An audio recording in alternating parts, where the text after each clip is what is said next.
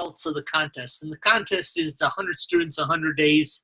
It started May 1st, it ends in August. And right now, no one is really, really close. I mean, Mr. Del Castillo is winning the contest. He's got 78 as of this morning. But this is the thing with the contest. It's not only 100 students in 100 days that you enrolled, it's 100 students you enrolled that are still taking after those 100 days. So with school just getting back into session, I noticed that some people took a couple steps back where they had like 60 plus students and now they have 50 plus students, or they had 80 plus students and now they have 70 plus students. So I started thinking about the whole idea of enrollments, and really there's 3 different divisions for either an enrollment director or a program director. And that one is to become a finder, one is to become a closer, and one is become a developer. So I want to talk about those 4 things. And I started with what's probably the easiest to train someone at, and that's just become a closer, because this is just a system. It's not totally personality driven, although anything to do with the martial arts school, anything to do with people is always personality driven. But if we take this step by step on becoming a closer, and I don't say being a closer in a negative way, it's not like we're just closing someone, but we do have to end the meeting with a close, because that's the whole idea. We're taking someone who's interested in martial arts, interested enough to give us a call, saying they need help in some part of their life. We listen to them, we give them a tour of the school, we do a presentation. We have to build that rapport in there, we have to build in trust. And as long as we do that, there's a great chance we're going to turn that prospect into a student. So first thing, we have to get comfortable with the tour. So when someone makes an appointment, either for class, someone walks into our school, that we don't just say, hey, this big room is our martial arts school, but we want to give them a tour of the school. And when we do the tour, we talk, it's a feature, a function, and a benefit. So feature could be we have chairs. The function is for parents to sit down. The benefit is parents have a nice seating area. Our school is a very family-oriented school. We really appreciate parents that come in and support their children. If they want to bring in siblings, we have seats for siblings also. But again, family is our culture, and it's really important that we have that atmosphere in our school. So a chair is not a chair. A chair is a place to sit, but the real benefit is developing the family culture within your organization. So we have to get really good at that. So we practice, drill, and rehearse, taking people through our school. And then our presentation. When we do the presentation, what is the student going to be learning in class? So hopefully he's going to be learning some of the things that he's looking for. So if a mom comes in and the mom's looking for her child's going to gain some self-confidence, it's really important that she sees the instructor doing that with her child and other children on the floor. If a child's coming in because he's getting bullied and the dad wants him to learn some self-defense, well, as they're learning basics and drills, the child should be learning how to stand confident, how to present himself with confidence, and really getting some idea of how to handle his emotions in a self-defense situation and how to use martial arts basic in self-defense situations. It's really important that when we're training our staff as far as enrollment directing, that they're familiar with all the frequently asked questions. You know, what's the schedule look like? How many times do my children have to come to class, you know, to get the main benefits out of the program? What if all of a sudden he doesn't like it? Well, you know, it's really important that the enrollment director knows that, well, everyone has highs and lows in their training. There's going to be sometimes, frankly, that your child's doesn't want to come here. He may have something to do after school. He may want to spend time with his friends. He may have something special on TV. He may be excited about his homework. And all of a sudden, he just doesn't want to come to martial arts. That's okay. You know, we do that, or we deal with that all the time. But it's really important that we communicate together. We always team up. We never give up on your son, because the benefits outweigh this little extra hard work that's getting him back into motivating. Well, I'll sit down. I'll give him some practice. Well, I'm not going to give the whole speech, but I'm just trying to convey that when you have questions like that, we don't want to have your enrollment director or your program director trying to think of a way to answer. These are pre-problems. These are frequently asked questions that we work out, and then we get scripted. A lot of program directors panic when someone goes, why do I have to give a down payment? And they try to justify it. Well, it's for the paperwork and for us to enter the name in the computer. No, it's not. The down payment is a portion of the entire program that allows you to finance the rest of the program. Really? Oh, yeah, I understand that. So it's like buying a car. Yeah, you put a down payment that allows you to finance and break it down into monthly payments. Why do I have to do auto pay? Well, that's a policy of your school. Your school's not there to do bill collecting. We're here to provide a great program for your child and spend as much time as we can with the kids and the students. And so we outsource that to this other company. And they just do that through either credit card payments, or they just arrange for the bank to make your payments through EFT. So all these things, my kid wants to take the summer off. He wants to take time off for soccer. It's really important that you have all these down. That's part of the job of becoming a closer, because some parents have concerns. They think there's a lot to think over. Well, when you're talking to someone, it's really important that you make sure that you do your presentation 100% clear and make students feel comfortable that, I've been through this before, I can handle it. We have processes in place. So the cool idea about being a closer, closing systems can be learned and perfected. It's not like it's a natural attitude when someone's coming in and wants to be that position in your school. It's a skill that can be learned, a skill that can be learned over and over. I was really fortunate when I had my school in Connecticut. I used to do a lot of listening to different motivation speakers, especially a lot of people on sales. And because I had like a half hour to 45-minute ride between my school and my house, I used to listen to these over and over again during my ride, and I would be practicing, drilling, and rehearsing. So I make sure I had these down really, really good. And I'm looking at Mr. Del Castillo. I know it's one of the things that he does with his staff. They practice, drill, and rehearse because he doesn't want people to be learning on the job. He wants to learn how to do the job before they hit the floor. So that's the closing portion of being an enrollment director. The next thing when I was preparing for today is you have to become a developer. When I look at people losing a lot of students that they recently enrolled, there's probably a leak in their development process. A developer could be called the ethical cult builder. Because really we're developing the culture of the school. And we want to make sure we do that in the first 100 days. So people coming to our school, they feel comfortable. We're building tons of trust. We're keeping the excitement going. We're keeping the education going. We're developing new business through these new students. So these are things that the development part of this person's job should be. Number one, they should be able to ask for referrals. When people first start at your school, they're very, very excited. Really get frustrated when I ask a school owner, how many new students did you enroll this month? And they go, I got 20. Great. How many referrals did you get? Man, I knew I forgot something. So, you had 20 opportunities to get a referral. Take advantage of those. Make sure we get really, really good at asking for referrals. When people come in, they're really excited, especially in the enrollment process. If students are allowed to bring a buddy for the first 30 days of training, because we know that that's like glue. If someone's taking lessons with a friend, they're glued to our school. Now, it's part of our process. Who would you like to bring for your first 30 days? The developer should be developing flows within Rainmaker. So we make sure that after someone enrolls, they're going to get a nice welcome letter. They're going to get a letter, or not a letter, but a video from the instructor. And the instructor's going to be talking all about the protocol, when to bow onto the mat, who to say hello to, how to address someone. If you're late for class, this is the protocol. Make sure that you stand by the mat, put your hand up. When the instructor invites you on the mat, you can come in. So all the protocol you're going to explain into a video.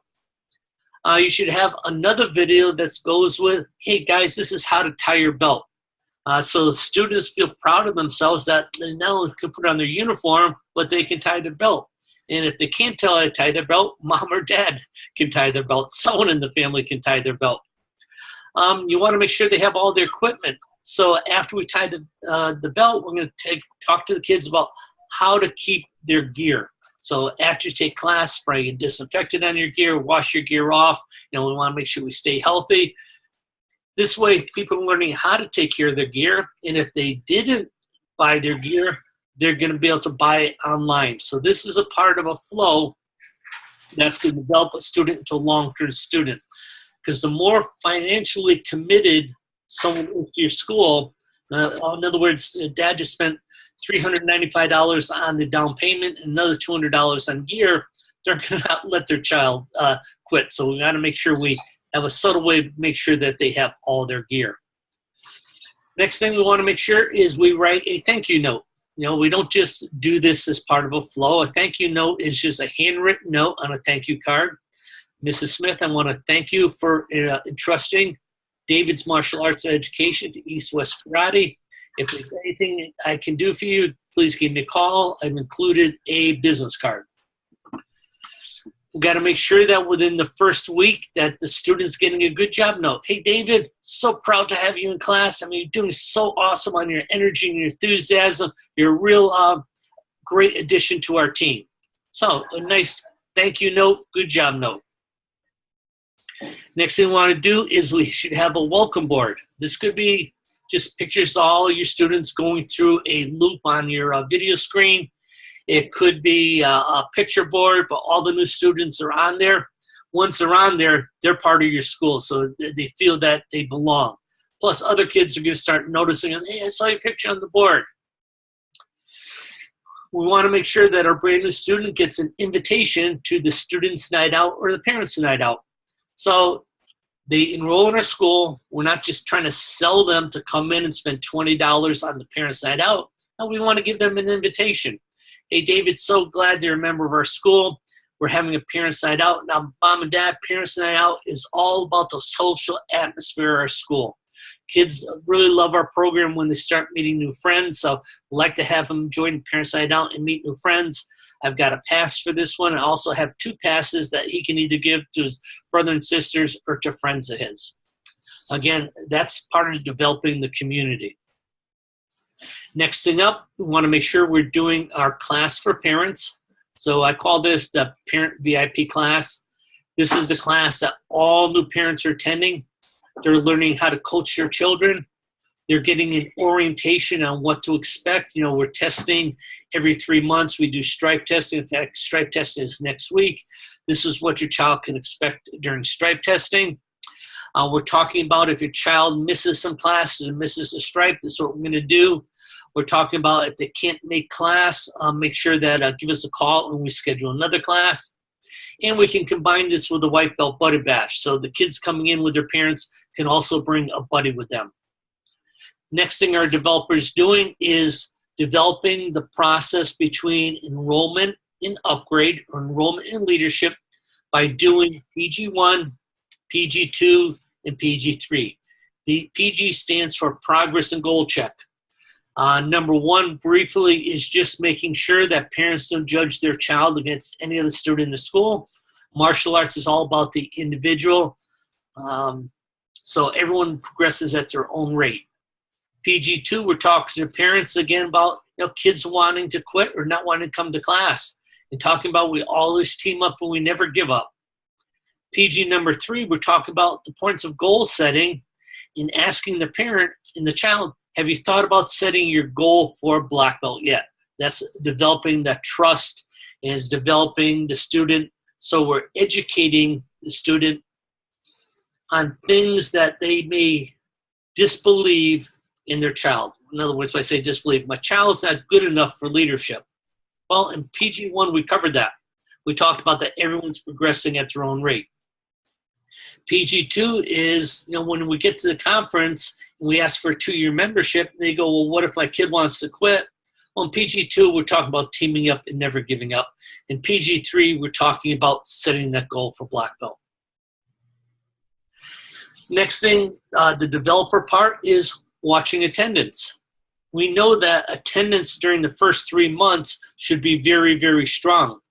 And if we see any missing of attendance, we want to make sure we're on the phone calling that person right away. And this would be the program director's job. This is the developer developing that relationship.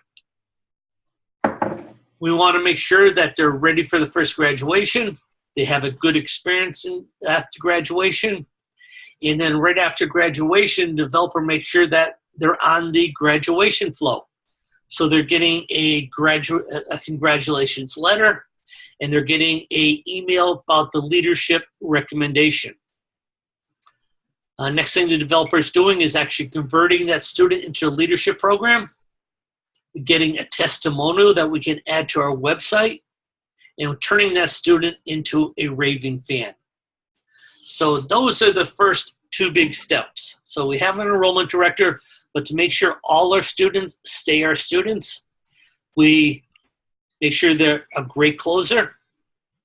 And I should have one thing at the end of this closing, in that after you close and get that signature, you also go over a checklist. The checklist is just to make sure the parents understand all their procedures, that their payments are going to come out of their credit card, and the charge that they're going to see on the credit card is this. So anything, or if you're having testing fees, make sure the parents understand that every 3 months there's going to be testing, and the testing is not included in tuition, but this is an extra fee. That we have parents sign outs. Now, parents sign out is free 4 times a year. Other times they're paid, and it's only $20, but your child can bring friends. So whatever you want to make sure that they understand, make sure you go through a checklist after you do the close, get the signature, and get the down payment.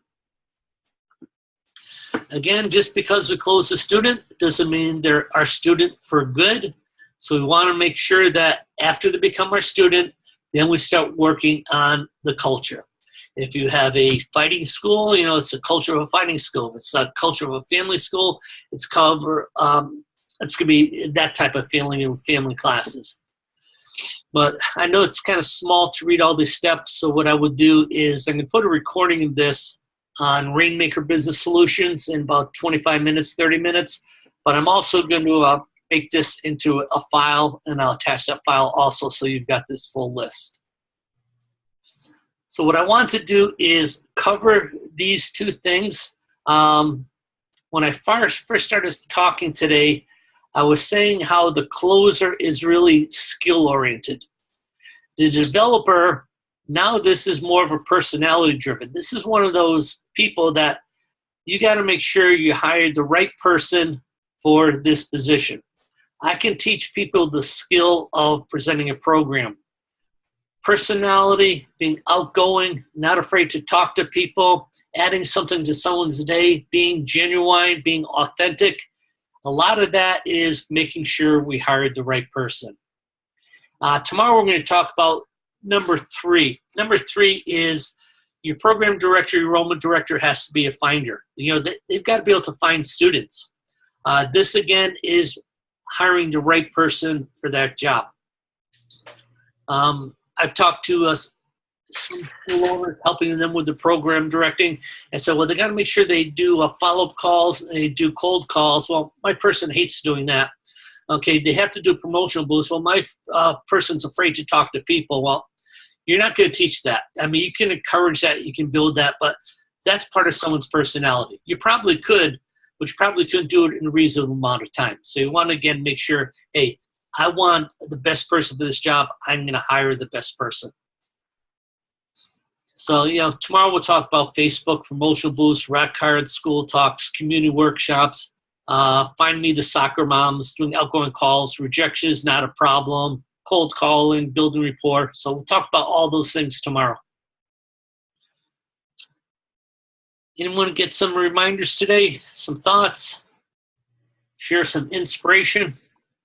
Outstanding stuff, sir. I had a quick question. This is Bernard. I wanted to ask, after we've done the down payment and, you know, collected the fees and gotten the signatures and so forth, is it at that point you're saying we should do the checklist right after that or before that? Either right before or right after. Either one. Usually, most people do it right after.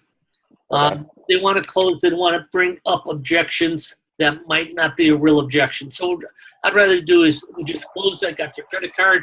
It's okay. Just make sure that we went over everything, then just go over everything. Okay. Especially the things that you may think is negative, because they're less negative when the person first signs up and they're excited than they are 3 months later when you surprise testing fees on them. Right. Okay. Hey, sir, regarding testing fee, you may know this, but now I just include it as part of the tuition. Therefore, it's no longer an objection. Some people object and say that we have to do testing. And so now we just added the $20 per month into the testing, into the tuition. So we just say, hey, there's a monthly pre-test, and that's already all included in the tuition. Again, testing fees, I'm going to be completely unbiased on that. I like the way Mr. Convento is doing it. I know Mr. Del Castillo does that also now. And I have seen challenges when I go to schools and I'm sitting watching graduation and parents aren't expressing displeasure to the instructors or to the owners, but they are expressing a displeasure among themselves. And I hate these testing fees. They're just trying to get extra money out of them. So I do hear negative things. On the other hand, I see a school like East Mesa Karate, and people pay their test fees. Not only they pay their test fees, they bring food for the test, and they have a potluck dinner, and they buy T-shirts and stuff. So their whole idea is we're keeping tuition as low as possibly can. The only additional cost is testing fees. So that all depends on your personality. If I was the bakers, I wouldn't give up testing fees. If later on they want to raise the price and cool their price, that's totally up to them. But I'm unbiased because I see it work both ways.